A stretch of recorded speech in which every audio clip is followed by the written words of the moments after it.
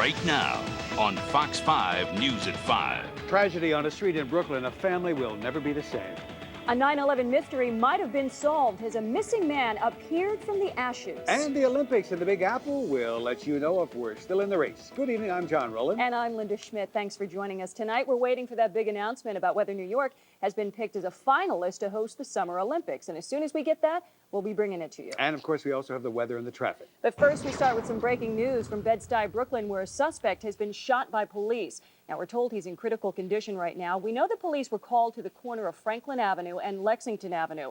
Reports were a man had a gun. Now, we've got a reporter on the way to the scene right now, and we will bring you more details as we get them. John? Well, Linda, a mystery involving 9/11 may finally be solved. For almost a year, the family of a man by the name of George Sims has been trying to find out what happened to him. They think he was working near the Trade Center when the terrorists attacked, but he never came home. Fox 5's Harry Martin picks up the story from there. He's in Newark right now. Harry? John, some developing issues in this story right now. A family member has just shown up right now. We're going to fill in some of the blanks as we go on with these 90 minutes of news tonight. We'll get more on that in just a moment. But first, let me just tell you that there were some 694 victims from New Jersey in the World Trade Center disaster. There was one person, only one person, who was actually listed as missing. And that was George Sims. Well, he's no longer missing, much to the joy of his family. No one was exactly sure where 46-year-old George Sims was the day of the World Trade Center attacks, but his mother Anna knew that he was somewhere close to the devastation. She feared he was dead, but never gave up hope that he would be found alive. And then we put off filing for a death certificate for, we said, we'll wait a year. And then when we found a missing person report, that's when we found him. His mother lives here in Newark and reported her 46-year-old son missing after 9/11. She got the good news that her son was alive when a New York City hospital notified her that her son was a patient and was being treated for amnesia and schizophrenia. Mrs. Sims' church never gave up hope. Naturally, when we found out from the Sims family that her son was missing, our prayers were prayers of condolence and asking God to comfort the family. And while George did not live with his family here in Newark, neighbors are overjoyed for the Sims. When you think about the devastation of the situation on the 11th, to find someone that has been found that thought was lost, it was very happy. Now, just moments ago, Mr. Sims' brother just showed up in front of the house. I talked to him very briefly. We're going to fill in more of the details as what happened to George Sims over the last year from his brother later tonight at 6 o'clock. We're live in Newark. Harry Martin, Fox 5 News. Linda, back to you. Okay, Harry, thank you. Well, a city cop has been accused of sexual assault, and now he's been suspended from the department. Fox 5's Lisa Evers has the story. She's in Mineola, Long Island right now. Lisa. And Linda, he's used to arresting criminals himself on the subway as a transit cop, but today that New York City police officer had to go through the system here on Long Island. He's been charged with sodomizing a 21-year-old woman, but it's hard to know what really happened since the details on this story are still very, very sketchy. It all started around 3 a.m. Monday morning in the backyard of this Levittown house. Nassau County police say a woman was dropped off by a male friend who then left to get gas. Soon after that, police say she claims an off-duty New York City police officer assigned to the Transit Bureau, James Leghart, exposed himself and tried to force her to have oral sex. The woman says another man who was there, John Vallone, asked her for sexual favors. She then called the friend who dropped her off. He came back to get her, and she called police. The Nassau County DA, who declined to comment further on the case, says both men were charged with first-degree sodomy. James Leghart's sister Kimberly declined to talk on camera, but defended her brother, saying he's not guilty and that the situation is not at all what it seems. The NYPD says that Leghart has been suspended. That's something that happens automatically anytime a police officer is under arrest. Both men will be back in court here in Mineola in 2 days. We're live in Mineola. Lisa Evers, Fox 5 News. Back to you, John. All right, thank you, Lisa. Several men in Jersey were arrested. Officials tell us they smuggled women in from Russia and forced them to work in strip clubs. Fox 5's Julie Banderas is in Newark right now with that story for you, Julie. That's right, John. They're calling it human trafficking. Officials here at the U.S. Attorney's Office here in Newark are saying that 3 people have been accused of allegedly bringing in women from Russia and having them illegally here in the country, also having them dance nude at New Jersey strip clubs. Now, this Russian stripper sting has been going on. It's in the works now since 1999. The women were reportedly told their families would be harmed if they didn't cooperate with the suspects, and the women were each required to pay $1,200 a week to 2 of the suspects. suspects. In turn, they were promised financial security, but they were conned. But what they did see, and what they were forced to undergo, was as soon as they arrived here in the United States, all of their paperwork, visa, return airplane tickets, passport, was taken from them by the defendants. Now, two of the suspects are married and naturalized citizens. One of the suspects is Russian. Now, we're told they all live in Brooklyn, and these suspects, one of the suspects claims to have some sort of ties to the Russian mob. However, authorities are still investigating that. We'll have much more coming up at 5:30. We're live in Newark. I'm Julie Banderas, Fox 5 News. Linda, back to you. Okay, Julie, thank you. Well, a woman was rushed to the hospital after her car slammed into scaffolding. Now, take a look at this. The steel beams almost completely crushed her car. It happened about 10 o'clock this morning on the west side, outside a parking lot on 50th Street and 11th Avenue. Police are investigating. And it is back to work at 300 Madison Avenue. As you might remember, that's the construction site where two workers were killed on Friday. The temporary elevator they were riding on plunged 19 stories. Several others were also injured. Investigators say clamps that held the elevator cab to the scaffolding failed. So far, however, no citations have been issued. Well, some good news if you're a strap hanger. The 1 and 9 trains will be back on track sooner than expected. Several stops below Chambers Street were completely destroyed on 9/11. They've laid the new tracks now. They'll test them this weekend. The line is scheduled to reopen on September 15th, but the trains won't stop at Cortlandt Street. Maybe in the future. That is still undecided. Well, New York could still be in the running to host the Summer Olympics in 2012. Word has just come down for us. Fox 5's Len Cannon is here right now with the very latest. Len. Linda, after months of poring over proposals and being bombarded with multi-million-dollar presentations, the U.S. Olympic Committee just passed down the word just seconds ago from Chicago, narrowing the list of American cities from 4 to 2 cities. New York made the cut. New York and San Francisco have made the cut, have been cut down to the 2 cities that will represent the U.S. Now, here's the thing. The next date that is important is November 3rd. That's when the Olympic Committee will pick either New York or San Francisco to be the U.S. representative that will compete against cities from around the world that will ultimately decide which city will represent the 2012 Olympic Games. The final decision will not be made, by the way, until 2005. But again, it's New York and San Francisco down to the wire. The next big date, November 3rd. Back to you guys. All right, Len, I'm betting on us. And what does it mean for you if we do host the Summer Games? We'll let you know a little bit later. Linda. Well, John, the city is continuing its assault tonight on the West Nile virus. Spraying is scheduled for tonight starting at 8:30 on Staten Island in Oakwood Beach and New Dorp Beach. Spraying is also scheduled in Suffolk County and Melville, Long Island. Now, that's where a man who had the virus in his system died. That spraying should take place from about 7 until 11. And more birds have tested positive for the virus in Westchester. Infected birds were found in Briarcliff, Greenburgh, Portchester, Mount Pleasant, and New Rochelle. Infected mosquitoes also turned up in Rye. Health officials there, however, don't plan on spraying, but they say they're going to keep a close eye on the situation. All right, and you're probably wondering just how safe is this spraying for the West Nile virus? The city swears the pesticide they're using won't hurt you, but they do suggest you turn off your AC and stay inside. A doctor we spoke to says, yeah, that's the right advice, especially when it comes to your kids. Well, the problem with it mostly is that it's long-lasting and it stays around for a while. And so if you come in contact with it, there is the danger of it interfering with your own nervous system, which it also does for insects. And that's been the big drawback for using it.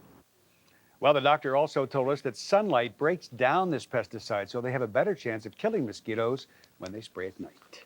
All righty, well, another beautiful day today. And that it was. And our Fox 5 Weather Authority, Steve Villanueva, is here now with a look at the first forecast. Yeah, definitely a nice day here in the tri-state area. I hope you enjoyed it because we are expecting a major change over the next 48 hours. All right, with that said, let's go to the maps right now. Pretty nice out there, 84 degrees in Midtowns. The wind is currently out of the east at 7 miles per hour, and we are seeing partly sunny conditions. Across the region, for the most part, everyone is in the 80s. It's 83 at LaGuardia, 82 at Islip, and 82 at Newburgh. For this evening, we're expecting temperatures in the upper 70s to the lower 80s over the next couple of hours with partly cloudy skies. The winds will generally be out of the southeast. On the satellite image, you can see a lot of moisture streaming into the tri-state area, and eventually these clouds will bring us some rain, even some good rain. We're going to talk about that coming up a little bit later in weather. All right, coming up, forget the cork. When you're tasting wine, there's something a lot more important to consider. And what's in this building right here could help solve the anthrax mystery. And what happened on the street in Brooklyn changed the family forever. I'm Carla Quinn, Fox 5 Traffic Authority. Here's what's happening. There's the Belt Parkway, that westbound side, loading up past JFK Airport. The inbound Lincoln Tunnel building up into a 15-minute wait. If you're coming in at the Holland, you're in good shape. Northbound on the West Side Highway, loaded up getting into the 120s. Two-car accident right near the water treatment plant. And out in New Jersey, northbound 287, a crash at Route 80. More to come in just a few minutes. Fox 5 Problem Solvers. Call us at 1-877-TEL-FOX-5 or log on to fox5ny.com.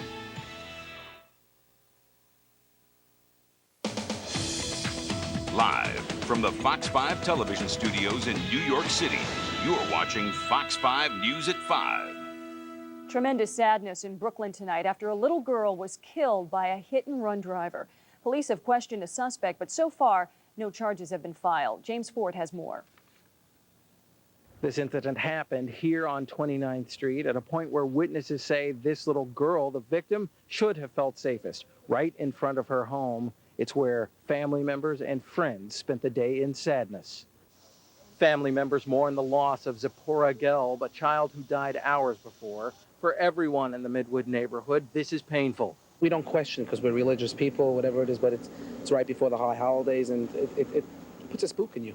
The 4-year-old girl ran out into the street toward her father when a dog's barking apparently scared her. That's when a passing car struck the girl. She died hours later at the hospital, saddening loved ones and friends. Very grave. It was such a horror story. Everybody is just so sad about it here.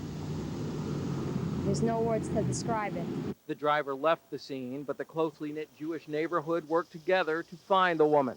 Finally, we find somebody in the synagogue who get the plate numbers. We run the plate numbers with the police with all the help of the people around us. We find the person who hit and run. Police kept the 49-year-old driver in custody all morning without charging her. Meanwhile, the little girl's funeral was early this afternoon. In the Midwood section of Brooklyn, I'm James Ford, Fox 5 News. Well, the problem solvers are working on quite a story for you at 10. It's one you don't want to miss. Fox 5's John Dusman is here with that for you now. John? John, this is a problem-solver story that can prevent a lot of suffering and aggravation. How can these blood-sucking creatures wind up doing this to your kids? This woman wants you to know what she says happened to her family. I have to calm myself down. Every time I think about it, I just get so angry. What she's so angry about, find out on Fox 5 News at 10. Back to you.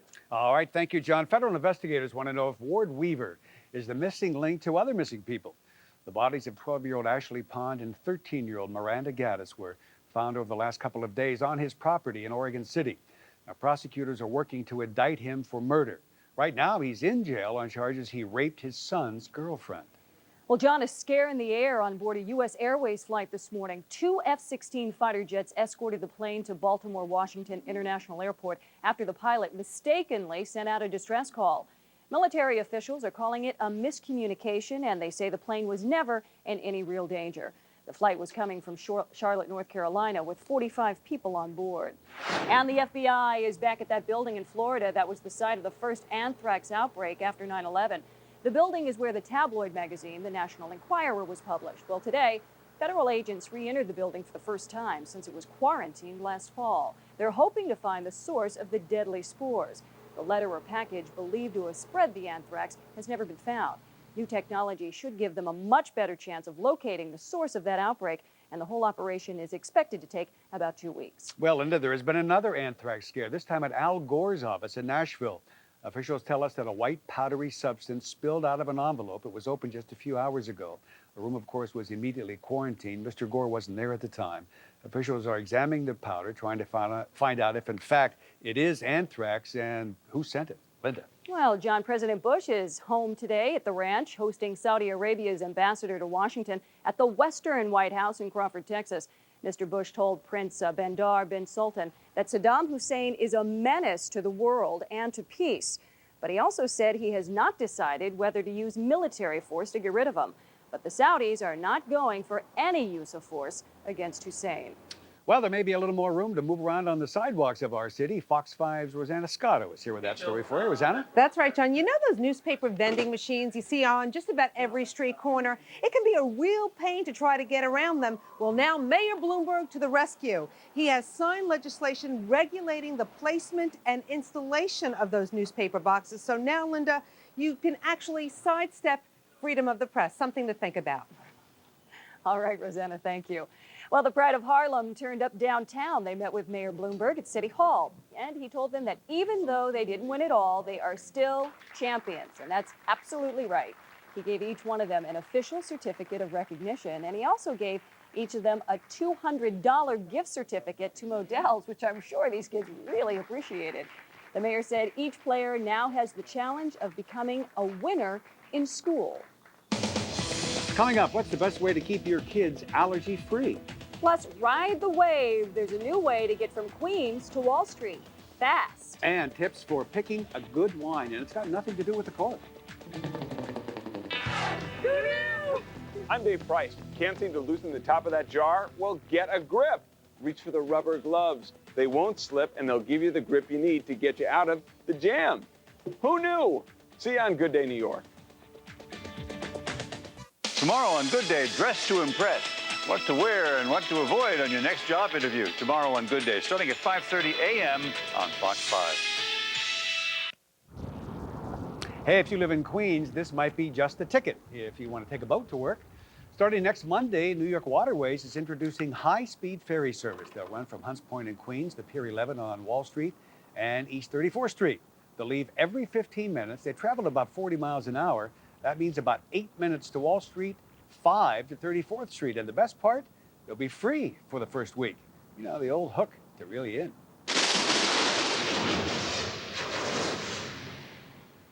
Well, good evening, everyone. Hope you enjoyed your Tuesday because we are going to see a major change in the forecast over the next couple of days. Right now, live Times Square looking pretty good. We are in and out of the clouds right now, but by tomorrow, we will just be stuck in the clouds pretty much all day long. Today in the park, we made it up to 84 degrees. That's 3 degrees above normal for this time of year. This morning's low 67 and no rain, but by tomorrow night, we can be seeing some pretty good rain here in the tri-state area. The record high for this date, yeah, it was a hot one, 103, set back in 1948, and the record low, 50, set back in 1885. Okay, here's what's going on right now outside. Let's check out the current conditions. It's 84 degrees in the park. The dew point is sitting at 62 degrees, and we have partly sunny skies. The winds are currently out of the east at 7 miles per hour, and they will stay easterly over the next few days. Temperatures across the region very comfortable, where you're seeing a mixture of 70s and 80s. On the satellite image, you can see the clouds continuing to feed into the region. We have an area of lower pressure over the Tennessee Valley, and this low is tapping into tropical moisture from the south and pushing it into the tri-state area. And with this moisture in place, we will eventually get some rain,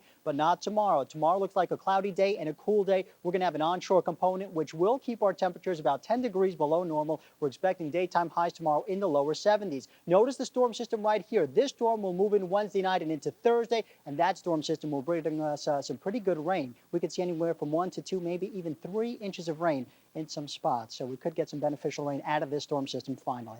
Okay, then, the forecast for tonight goes like this. We're expecting 66 degrees as the overnight low in the city. In the suburbs, anywhere from the lower to the mid-60s. Partly cloudy to mostly cloudy skies and mild temperatures. For tomorrow, pretty much overcast all day long. At times, it could be a little misty out there. At lunchtime, 71 degrees, and around 5 o'clock, 72 degrees. What's up for the 5-day forecast? We will let you know coming up a little bit later in the broadcast. Linda. Hey, Steve, before you go, do you like drinking wine? Very much so. All right, listen up to this next story. You're going to learn something here. Valuable information for you. Chances are, whether you're dining out or you're dining in, you enjoy a glass of wine with your meal. Well, when it comes to taste, you can forget about the cork. There's a better way to know if you're getting a good glass of wine. Here's gourmet guru David Rosengarten. I'm sitting at the elegant San Domenico restaurant on Central Park South, and I'm about to face the big wine problem. Uh-oh, here he comes, that scary guy. I've ordered a bottle of wine, and he's put the cork on the table, and he's going to pour me a little bit of wine in the glass. Now, what am I supposed to do? And this is going to happen to you no matter what restaurant you go to, what kind of restaurant, anywhere. If you order wine, you're going to get the cork and a little bit of wine in the glass. You're asked to make a judgment, but you know what? You're not being asked to judge whether the wine is good or not. just whether the wine is healthy or not. I don't think the cork can help you do that. So the first thing I do, I don't squeeze it, I don't smell it. You see people do that. To me, that's pretension. I just put the cork over on the side. But I do look at the glass of wine. Now, first, I give it a swirl because that helps to release the aroma of the wine. Then I smell it. Now, I'm smelling basically for three things. There are three things that could be wrong with this bottle of wine. One, it could be oxidized. Too much oxygen got to it. It's turning brown. It's smelling a little bit like sherry. You don't want that. You would send it right back. Number two, the wine could be starting to taste and smell like vinegar. You don't want that. You don't want to drink salad dressing. So if you smell that, send it back. Number three, and this is the problem that comes up most often, the wine is said to be corked. It is corky. It has corkiness. That means that the cork that was in this bottle of wine had a little bit of a sickness, and that sickness made it taste a certain way, and that taste went into the wine, and that taste is that it smells like a musty attic or a dank cellar. You definitely don't want that. If you have that problem in your glass or any of the others, you call the sommelier over, you say, Pero, this wine is corked or oxidized, I don't want it, send it back, bring me another. I see he's brought me another, and he's also brought me the reason why you may never have to worry about corkiness again. Yes, even in a fancy restaurant, even with an expensive bottle of wine, we have now entered the age of the screw cap. All right, more winemakers are using screw caps now because they feel it keeps the wine fresher longer. Coming up, there's something you may not want your kid to pack when they heads off to college. Plus, Radio City is about to be taken over. And Jerry Seinfeld has produced a sequel, and his wife had a lot to do with it. I'm Carla Quinn, Fox 5 Traffic Authority. Here's what's happening at the Triborough Bridge. Going into Queens, a little bit of volume getting onto the Grand Central Parkway. And if we look at the Grand Central past LaGuardia, loading up on the eastbound side, although westbound free and clear into the Triborough. Troubles in New Jersey on westbound 4, a crash at Queen Anne Road and the Northern State bumper to Lakeville Road. An accident there to get over the county line. We'll have more traffic coming up in just a few minutes. Right now on Fox 5 News at 5, a man who's been missing since 9/11 has been found at a medical clinic in New York. George Sims reportedly had amnesia. And as you can imagine, his family is overcome with joy. And a police officer from New York City found himself on the other side of the law. He and another man have been arrested for allegedly sexually assaulting a 21-year-old girl at his home on Long Island. And some great news tonight for the Big Apple. We are still in the running for the Olympics in 2012. And I'll tell you something, there'll be a lot of changes when the Olympics come here in 10 years, keeping our fingers crossed that they do. Good thing the Olympic Committee is way ahead of the game because they already have some pretty big plans in place. The Olympic Village will be the hub of the Summer Games. They'll call it Olympic Village at Queens West. It'll sit just across the East River from the United Nations. 16,000 athletes, coaches, and officials will make it their home during the games. A huge stadium will be built on the west side. A lot of the events will take place there. There are 40 events, and 29 of them will take place within 8 miles of the Olympic Village.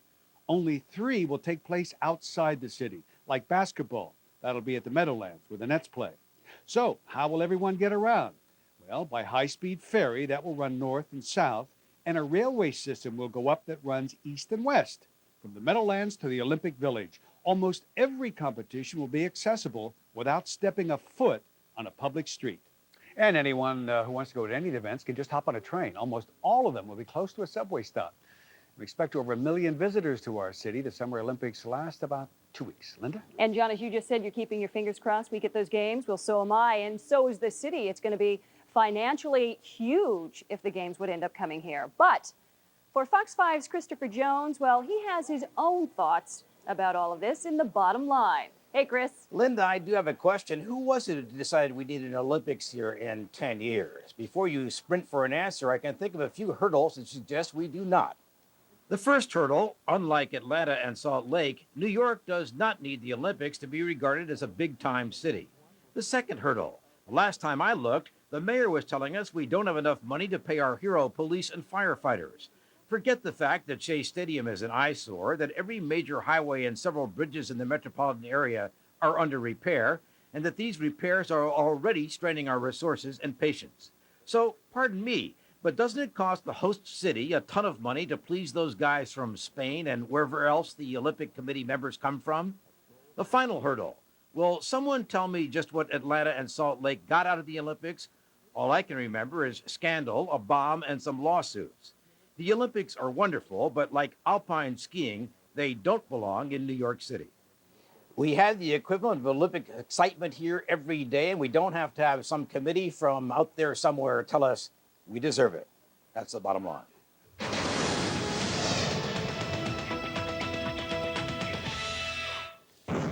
In tonight's Fox 5 Money, credit card companies are putting the pressure on college kids. John Jay College and the Federal Trade Commission are teaming up to warn students about offers that are too good to be true.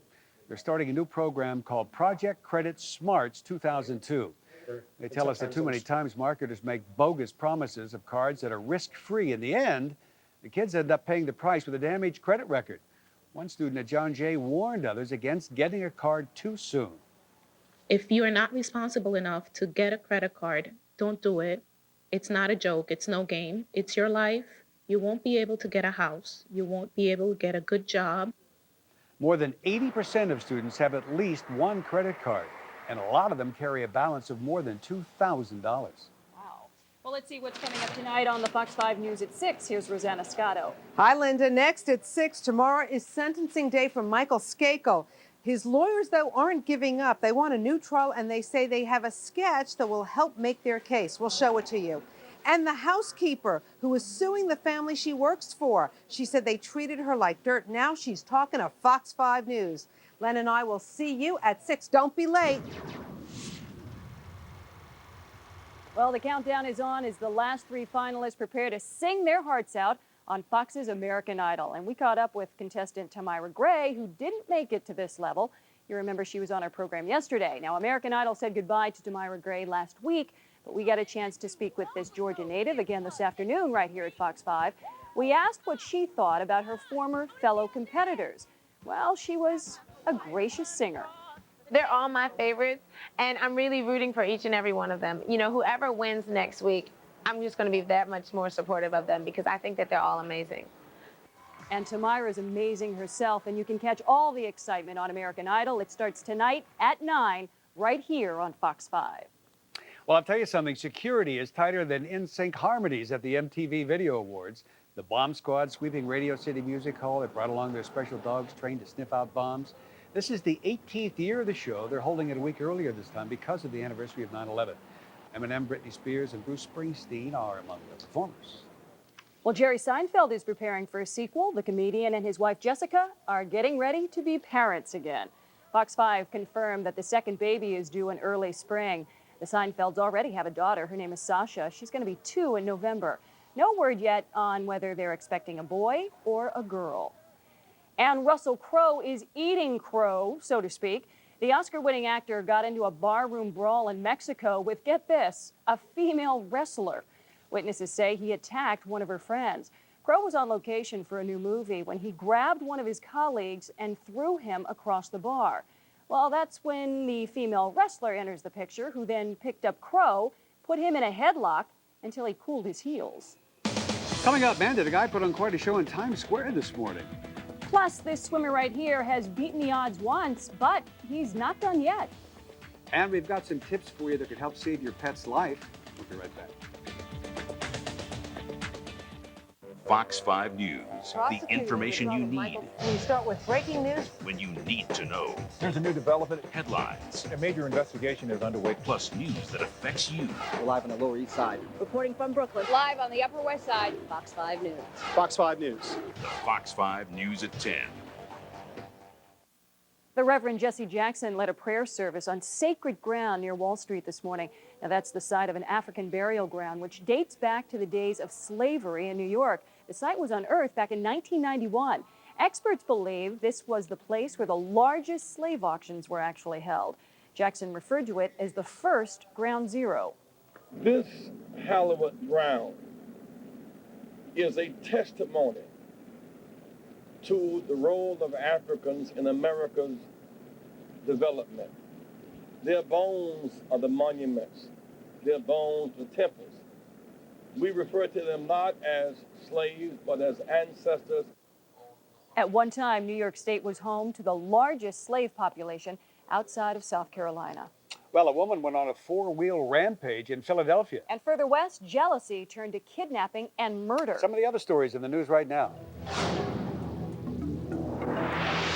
Chicago, a man went on a jealous rampage after he caught his girlfriend with another man. He killed him, then led police on a chase before taking an innocent bystander hostage.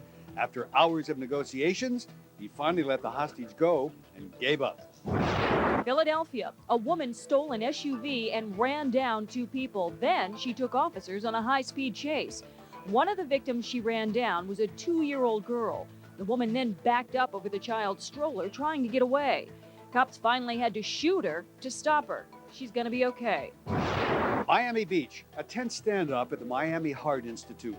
An elderly man barricaded himself inside the hospital. He was upset because doctors are going to send his wife to a nursing home. Police talked him out of the building and then took him to a doctor to get the help he needs to fight his way through his grief. Cairo, Egypt. A rare Patagonian seal was born at the Cairo Zoo. It's the first time one has been born in captivity in more than 100 years. The seals rarely breed in zoos. The mommy and daddy seals, well, they came to Egypt from a zoo here in the U.S. Newport, Belgium. This photojournalist lost an arm and a leg covering the war in Bosnia. That hasn't stopped him from swimming. He is training to swim the English Channel, 21 miles from Dover to northern France. His name's Mario Filippi. He's 52 years old. He'll be starting any day now. Good luck, Mario. And those are some of the other stories in the news right now. And the latest now in a story that we told you about earlier, a white powder that was sent to former Vice President Gore's office in Tennessee.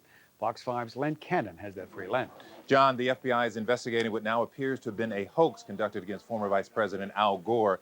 Here's what happened. A spokesman for Al Gore says a suspicious white powder spilled out of an envelope opened this afternoon at the Tennessee office of the former Vice President in Nashville. The room where the letter was opened was quarantined and a hazmat team converged on the scene. Nobody who was in the room reported any symptoms. There appears to be no health problems. And the FBI will test the white substance. It takes about 96 hours to test it. Al Gore, by the way, was not even there. He was in California, but the FBI appears to be reporting this as a hoax. Reporting from the newsroom, I'm Len Cannon, Fox 5 News. And coming up, some good news about the treatment of AIDS. We have details of a possible breakthrough. And magic in Times Square, but you don't want to try this stunt at home. Steve. And today, pretty nice day here in the tri-state area. We had a mix of sun and clouds, but boy, is it going to change over the next 2 to 3 days. We'll explain coming up. First, though, the travel forecast for tomorrow.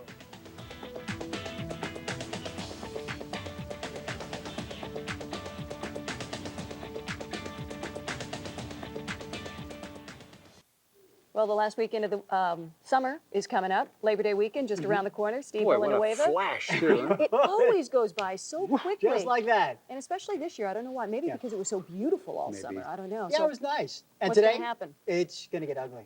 Oh. Well, ugly is a strong word because we really needed the rain. So I guess it's going to be really nice out there because it looks like a storm system is going to move in. Tomorrow, we're going to start to see more clouds out there. It'll be cooler. And then Wednesday night and Thursday, a potent storm system moves in, and that storm system is going to bring us some very good, much-needed rain. So hopefully it all pans out. Right now, 84 degrees at LaGuardia, 81 in Islip, 84 in Newark, and 81 degrees in Newburgh. So it's still very comfortable out there. On the satellite image, you can see we have some moisture moving through the region. We have an area of lower pressure over the Tennessee Valley. This low is tapping into some moisture and pushing it northward into the tri-state area. These clouds are just some thin high clouds sitting on top of us, but they are producing some rain to the south of us over the mid-Atlantic states. On radar, you can see that we have some rain right here, and eventually the rain will work its way northward and push into our region. However, that will not happen tomorrow. That will happen tomorrow night and into Thursday. For tomorrow, ahead of the rain, we will have a strong onshore component, which will keep things cloudy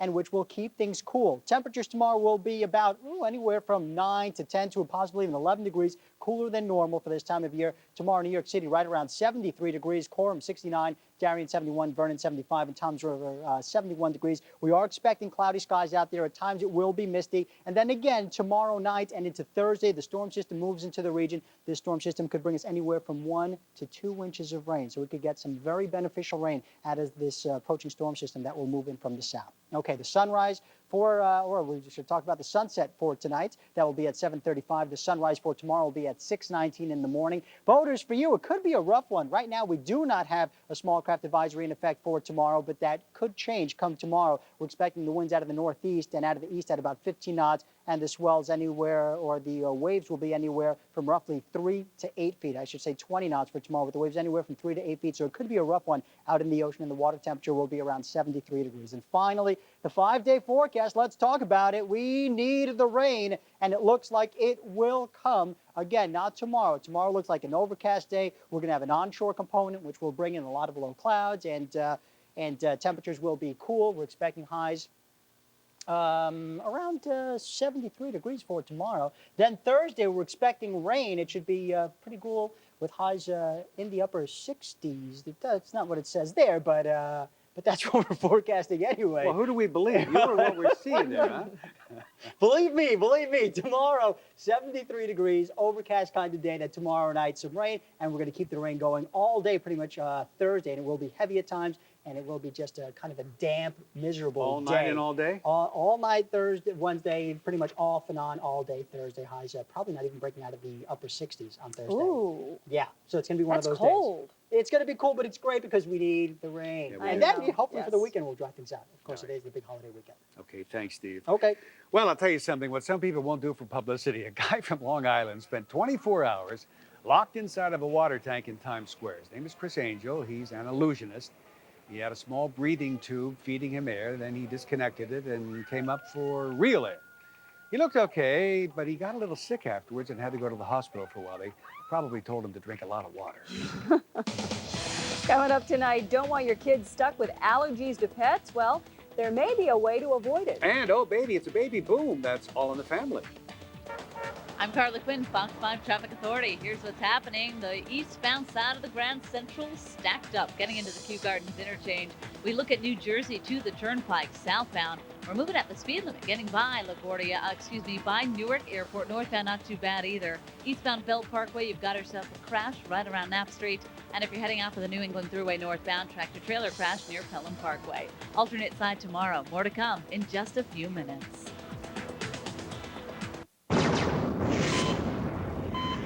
I'm Alicia Calloway. Here's what's new in today's Fox 5 Health, a possible new weapon in the fight against AIDS.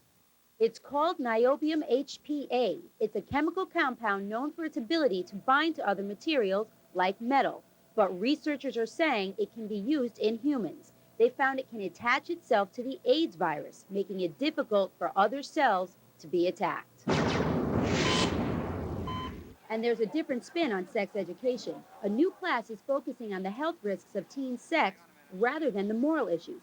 One reason they say kids should just say no, teen girls are more vulnerable to certain sexually transmitted diseases of the cervix. The class is being taught to kids 12 and older. Researchers are now saying they were barking up the wrong tree about some kids' allergies. A new study found that babies who live with lots of cats and dogs were less likely to be allergic to them. Originally, doctors said the best way to prevent kids from developing allergies to these pets was to keep them away. Now, they believe as a baby's immune system is developing, it becomes more resistant to these allergies. And that's today's Fox 5 Medical Alerts. Okay, Alicia, thank you. Well, it's a case of boy, boy, girl, girl, girl in Cleveland, Ohio. That's right, a family has welcomed quintuplets into the world. Oh, boy, a big baby boom for the Hudak family. Mom Leslie and Dad Tony, as you can see right there, are thrilled with the prospect of raising 5 kids all at once. But, as you can imagine, it is a little overwhelming. I got to look over the overall picture, 2 years, 3 years, 10 years down the road. Very overwhelming. A lot of financial responsibilities got to come about, college, place to live. Mr. Hudak says he's especially thankful for 2 things, and this will come as no surprise, that he has a good job and, thankfully, good medical insurance. To help with the kids and the household chores. But this woman says she was treated like a slave by a family in Queens. We'll hear from her. Plus, what's become of all the scrap metal from the Trade Center site? 1 million tons. You might never guess where some of it is going. Details next on the Fox 5 News at 6. All right, now let's talk about your pet's health. I don't know if you know this or not, but the Red Cross has a course in how to take care of your pet in case something happens to him at home, whether if he stops breathing or is choking on something. Alex Carlson is here with us now. He is with the Red Cross. And Alex, why don't you demonstrate for us how you would give, if your dog passes out and isn't breathing, you could give him mouth to mouth, right? Sure. Yeah. If your dog wasn't breathing and you went through the whole check to see if your dog wasn't breathing, one of the first things that you're going to do after you've listened for their breathing is to actually close their mouth, breathe into their nose 4 times. You do the same for a cat. Yeah, 1 every 2 to 3 seconds. The smaller they are, the faster you breathe. Okay. Now, well, let's say that your dog is choking on a piece of meat or something. Well, the same kind of principles that apply to a human. You can do the Heimlich thing? You do a Heimlich or abdominal Well, show me how thrusts. you do that. You squeeze the stomach a little bit, right? Yep. Well, actually, it's difficult on a dog or cat because you have to get them in the right position, but you're going to come up under the rib cage and you are going to be pulling, in and up. Right. It's difficult to say on the mannequin here, but up and under the rib cage. Okay. And any special thing you want to tell me about bandages? If my dog cuts his foot, say. Companies have pet first aid kits just like you would have a human first aid kit. You have one here. You have a pet first aid kit. First aid kit here that we got at a pet supply store. And if somebody wants to take the first aid course, how long does that take and what's it involve? It's about a 4-hour course. They actually get hands-on practice on a dog or cat mannequin. And a lot of the Red Cross chapters in the area have the course. Pretty good idea if you have a pet, huh? Yep, definitely. All right. It's, you can't be too prepared. Okay. Alex, thanks for being with us. Thank you. All right, thanks, John. Well, don't you go anywhere. We still have a lot for you here on Fox 5 News at 5. September 11th, is it going to be made a state holiday in Jersey? You're going to find out.